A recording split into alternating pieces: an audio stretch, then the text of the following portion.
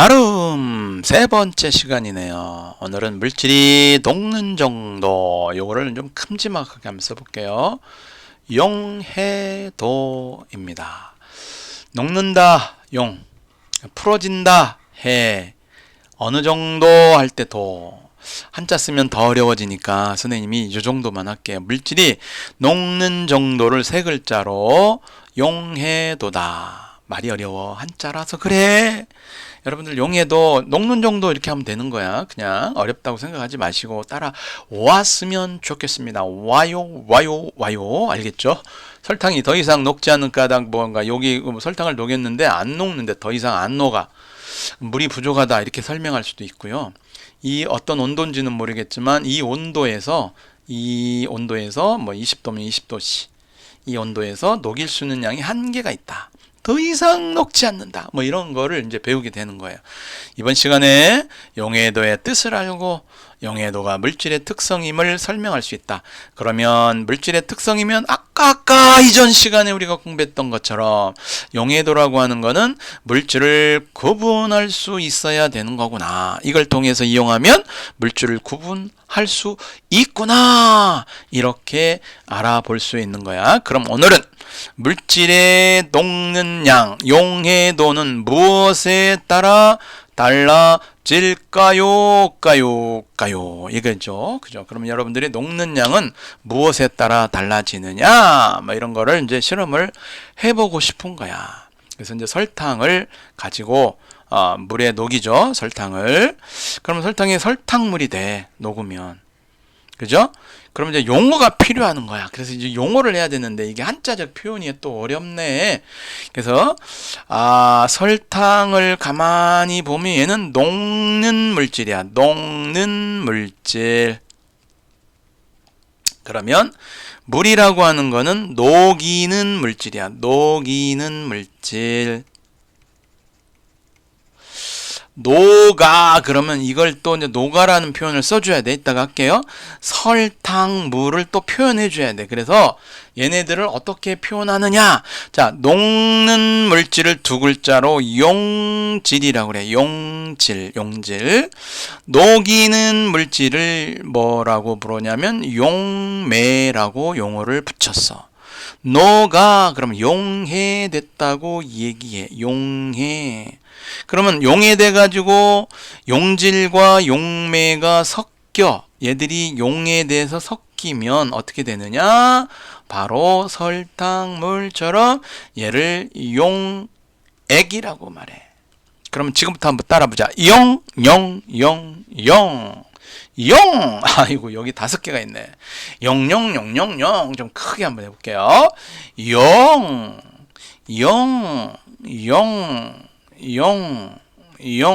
용에 관한 이 앞 글자 용에 관한 거를 우리가 이제 알아야 되는 거야. 이해돼요? 요 5글자를 5개만 잘 기억해봐. 다시 한번 녹는 물질 그렇지 용질. 녹이는 물질 그렇지 용매. 녹았어?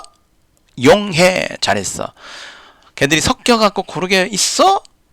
용해. 얼만큼 녹는 정도냐? 따라하자. 용해도 이렇게 따라했겠죠. 자, 그러면 이제 선생님이 요 내용들이 교과서에 한 물질이 다른 물질에 녹아. 자, 한 물질 그럼 이게 용질의 역할을 하는 거야. 다른 물질에 녹아. 용매가 다른 물질이고 녹아 이게 용해야. 고르게 섞이는 현상. 고르게 섞인 걸 이제 균일하다라고 얘기해. 그러면 용해되는 거를 얘기해. 용해됐다고. 이건 뭐 단어 설명하는 것 같다. 이 단어는. 그렇죠? 그러면 이제 요 아래에 있는 교과서 내용 잠깐 한번 볼까요? 자, 이제는 물질의 녹는 양은 무엇에 따라 달라질까? 무엇에 따라 다르냐? 여기에 방점을 찍어서. 그죠? 여기 포커스를 잘 맞춰봐. 무엇에 따라 달라질까? 자, 그럼 여기 보니까 황산구리가 있대. 여기 2라고 돼 있는데 황산구리 CuSO4 나중에 이거 공부하게 돼. 이거 2라고 하는 거는 이온 값이야. 그래서 이거는 좀 다른데 전자를 몇 개를 잃어버리고 무슨 이온으로 존재하느냐 등등이야. 나중에 구별하기 위해서 Cu2SO4하고 구별하기 위해서 이렇게 이렇게 얘기한다. 요거는 지워버릴게. 알겠죠? 자, 그러면 이제 황산구리라는 게 있는데 얘를 물에 용해시킨다. 그럼 얘가 용질이 되겠죠. 여기 있다, 용질. 그리고 물은 용매가 되겠지. 물은 용매, 이렇게. 물은 용매, 황산구리는 용질. 다 알았어. 잘 녹았어. 고르게 섞였어. 그럼 우리가 황산구리 용액 이렇게 얘기하고 싶은데, 물에 녹으면 이 물 숫자 써가지고 물이 수, 이게 용매다라는 거 알려주기 위해서 물에 녹았습니다. 수용액이야. 그렇죠? 질산칼륨을 물에 녹였다. 그러면 질산칼륨 수용액 이렇게 한단 말이죠. 자, 용매, 용질, 용액에 관한 설명 끝. 용해도, 용해와 용해도도 설명이 끝났어. 그러면 이제 요 내용 가지고 아래에 한번 정리를 해볼 필요가 있겠네. 한번 따라와 보세요. 자, 따라왔죠. 일정한 양의 물에 한번 조건이 정해진 거죠. 일정해야 돼, 양이. 50g이면 50g 이렇게. 그 물이 용매인데 용질 황산고리를 넣으면 녹아. 여기 보면 녹아. 근데 어느 정도까지 녹다가 그런 거죠. 녹다가 더 이상 녹지 않아. 더 이상 내가 너를 품을 줄 수가 없어. 아, 안타깝다. 그죠? 이처럼 용매양이 일정할 때 녹을 수 있는 용질의 양이 한계가 있다. 한계. 그러면 어떤 온도에서 특정한 조건이야. 어떤 온도에서 특정한 조건, 일정한 양의 용매에 용질이 가장 많이 녹을 수 있는, 최대로 녹을 수 있는 거 다 녹였어. 그때 용액을 포화용액이라고 그래. 포자가 뭐야? 포자가 뭐냐고. 안을 포자야. 포화됐다. 뭐 그런 얘기도 되겠죠. 포화용액보다 용질이 적게 녹아있는 용액은 불을 써서 불포화. 아니다 이런 얘기. 아니 불자 썼어. 불포화용액이라고 그래. 그래서 지금부터는 이걸 탐구하기로 했어. 한번 같이 가볼까요? 자, 일정한 양의 용매에 녹는 용질의 양 비교하기로 여러분들이 왔어요. 탐구해보고 싶어. 어떻게 하냐? 지금 시험관이 가는 10g의 물을 여기다 뿅 넣었대. 얘는 10g, 얘도 10g. 얘는 20g의 물을 넣은 거야. 그러니까 물의 높이가 좀 높네요. 그리고 질산칼륨을 5g을 여기다가 A에다가 녹여.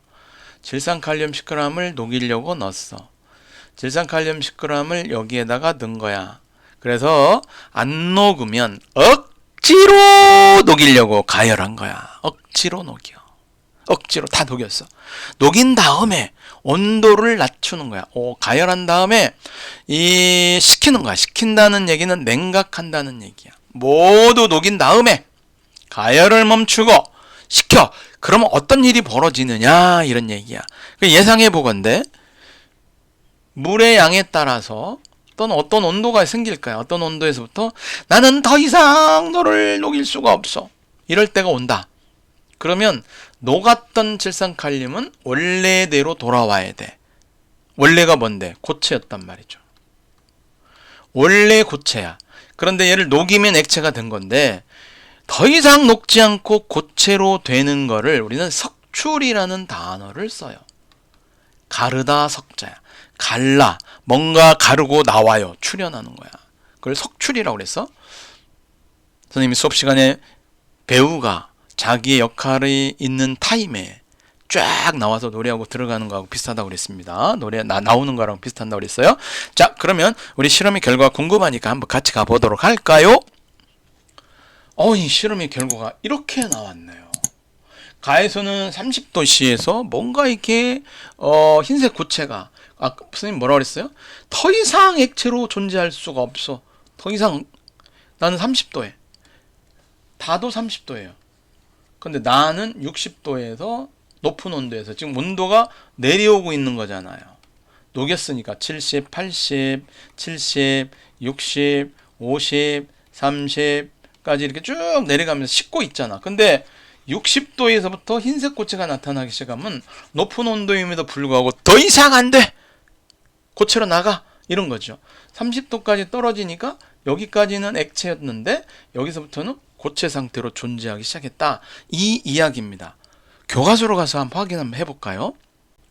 자, 교과서 질문을 한번 정리해 볼게요. 각 시험관에서 흰색 고체가 생기는 까닭을 이야기해 보자. 더 이상 내가 너를 녹일 수가 없어. 즉 녹는 데는 한계가 있다. 용질이. 그래서 특정 온도에서 이게 바로 조건이에요. 특정 조건. 일정한 양의 용매. 우리가 10g이면 10g, 20g이면 20g 물이라고 하는 걸 정해놨어요. 거기에 최대로 녹을 수 있는 용질의 양. 녹았잖아. 즉 이게 용해될 수 있는 거 아니야? 용해될 수 있는 용질의 양은 한계가 있다. 이 한계의 의미를 포함하고 있는 거. 어느 정도 녹느냐? 여기서는 온도가 중요합니다. 특정 온도에서 한계가 있다. 이걸 용해도라고 했어요. 근데 이 용해도라는 용어를 쓸 때는 물이라고 하는 걸 쓸 때는 100g. 항상 100g을 기준으로 해서 물어봅니다. 여기는 10g, 20g으로 실험했지만 100g이면 얼마까지 녹을 수 있어? 이걸 이제 알아내는 게 중요한 거예요. 그러니까 여기에서는 일단 한계가 있다라고 첫 번째 질문에 답을 해줄 수가 있을 것 같습니다. 자, 두 번째로 왔어요. 시험관 간화에서 고체가 생기기 시작한 온도를 비교해 보니까 간은 30도, 나는 60도였어요. 일정한 양의 용매에 최대로 녹을 수 있는 질산칼륨의 양은 온도에 따라 다르다. 즉 일정한 양이 10g일 때 20g일 때 두 개를 했잖아요. 이때 최대로 녹을 수 있는 질산칼륨의 양은 온도에 따라 달라. 아까 10g에 뭐 30도씨에서 20g은 60도씨에서 이렇게 정해져 있잖아요. 온도에 따라 달라. 이 중요하다고 그랬습니다. 온도에 따라 다르다. 즉 용해도는 온도에 따라야. 온도에 따라. 수학적으로 말하면 온도가 독립변수인 거야.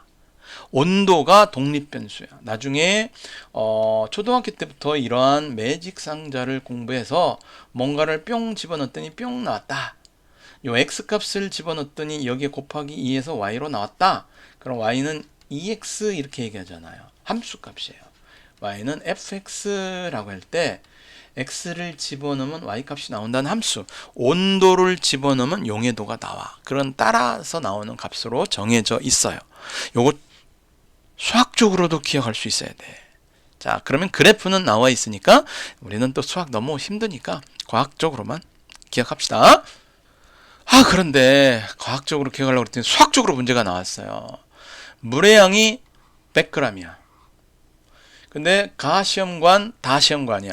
가는 10g에 5g까지 최대로 녹을 수 있었어. 30도에서 조건이. 다는 20g이었는데 10g을 녹였어요. 그럼 조건이 비슷하죠. 10에 5나 20에 10이나. 그럼 100이야. 100g이면 얼마나 녹을 수 있느냐 이거예요. 지금 30도씨, 고체가 생기기 시작한 온도는 30도씨를 얘기하는 거예요. 30도씨와 같았다면 자 10배네요. 이거 5배네요. 그럼 얘를 10배 하면 50. 얘를 5배도 50. 50g까지 최대로 녹을 수 있는 거 아니야? 이렇게 수학적으로 생각하라는 거야. 과학이잖아. 그런데 수학을 좀 묻고 있잖아요. 그럼 우리가 또 수학적으로 생각을 해봐야 되겠네. 자, 그러면 책의 풀이를 한번 확인해 볼까요? 어떻습니까? 물의 양이 10배가 되면 질산칼륨 녹는 것도 10배다. 그래서 50g. 여기까지 오늘 설명을 해 보도록 했습니다. 16, 17쪽 고생하셨습니다. 바이.